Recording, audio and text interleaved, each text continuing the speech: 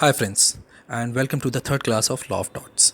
So as committed, today we will discuss about the nature of the tort. So in that there will be three things which we will see. The first thing is what is the nature of tort. I mean the difference between tort and torts, the interpretations.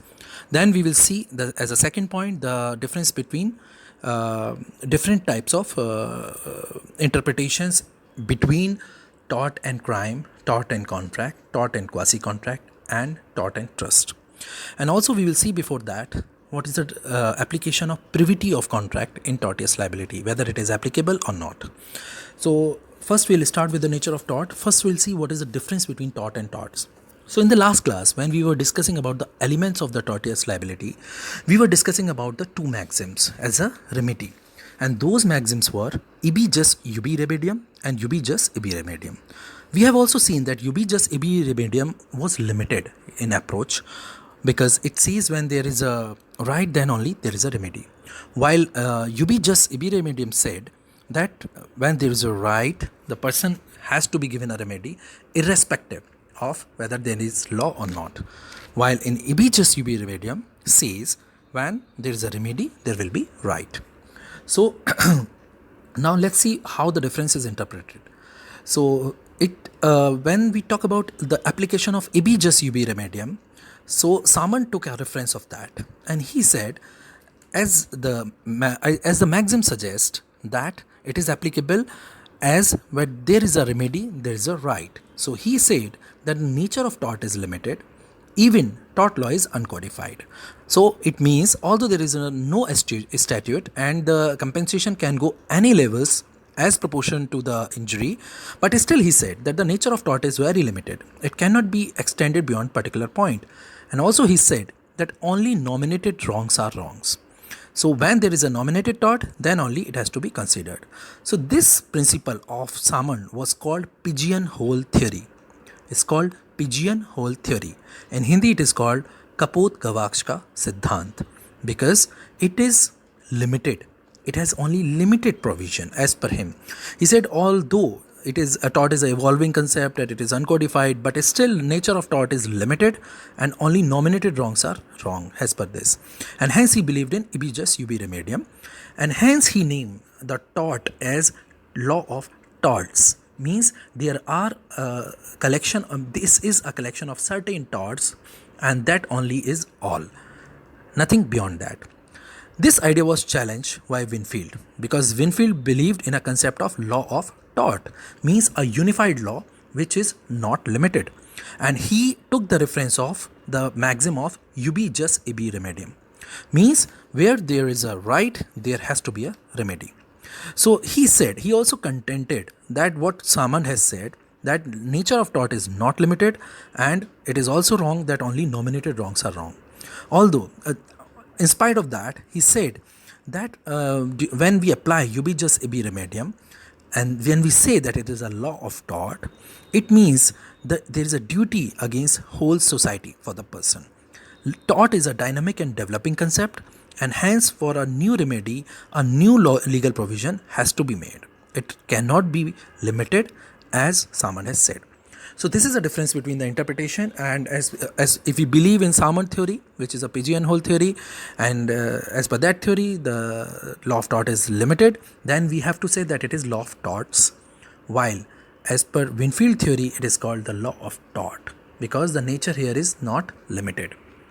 Now the next point is whether privity of contract is applicable in tortious liability. First of all, we should know what is a privity of contract. For those who do not know, privity of contract is a right to sue which is provided to a party for the other party to the contract. Means when there is a contract, then the party which are signing the contract or which are the part of it, they only have the right to sue each other, while any external party or a third party to the contract has no right to sue the parties associated with that contract if they have no linkages with the contract.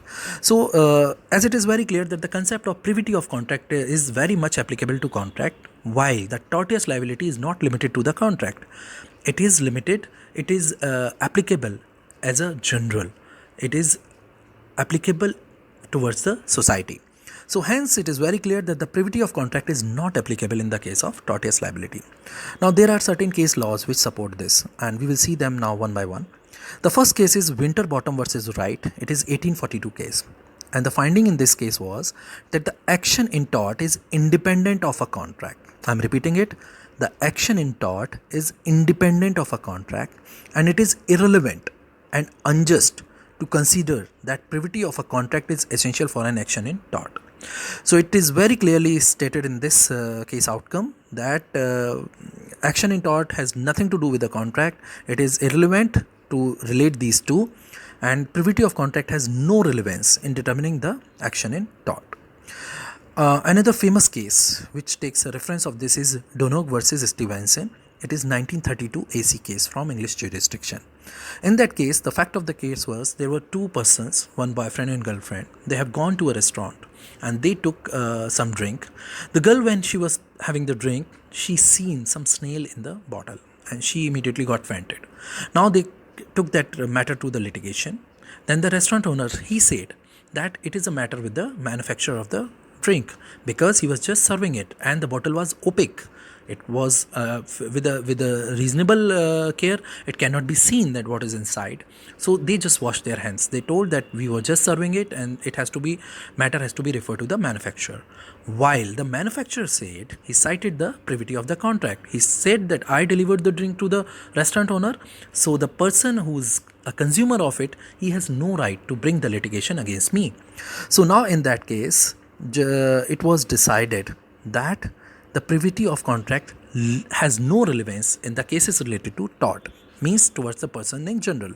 Lord Atkins, he decided in that case and he said that consumer can bring an action in tort against the manufacturer even when there is no contract between manufacturer and consumer.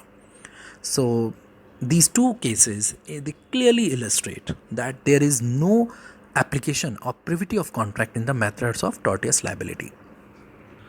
Now the next point is the differences between tort and other respective disciplines. So we'll first see what is the difference between tort and crime. So there are very clear differences, very visible differences, which any of the scholar who has gone through the definition of tort and tortious liability, they can easily determine. So the first difference is the procedure. In crime, the criminal procedure is followed, while in tort, the civil procedure is followed. The second difference is the way of remedy. In crime, the remedy is punishment, while it's not a remedy, it's basically a punishment which is applicable, while in tort, the remedy is compensation. The third difference is codification and uncodification. The criminology, everything is codified, statutes are there, that should be applicable, while in tort, it is uncodified, it's based on maxim and case laws and previous jurisdictions, so based on that, it is uncodified. The fourth difference is liquidated versus unliquidated. In contract, the damages or penalties are fixed or sometimes they are based on actuals. While in tort, it is unliquidated. It's not fixed since starting. It depends on the extent of the injury and the circumstances we determine. And the last difference is the factor which causes the crime or tort, which is in criminology, we consider mens rea as well as actus reus, both as important points.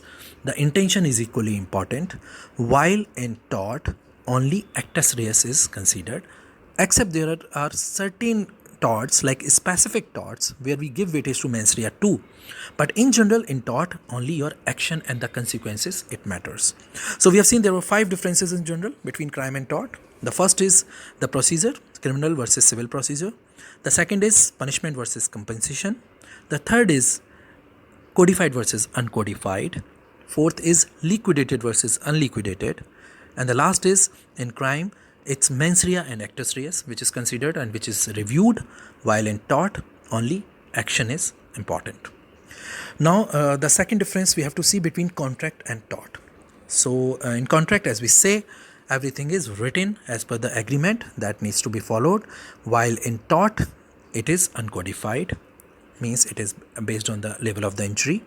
The second difference is the remedy in contract is liquidated, while the remedy in tort is unliquidated. The third is the liability. In contract, the liability is as per the contract, while in tort, the liability is in general. So these are the 3 differences. Now, a difference between trust and tort. The first very difference which we have seen in the previous 2 cases, that the difference is that in trust, the damages are liquidated, while in tort, it is unliquidated.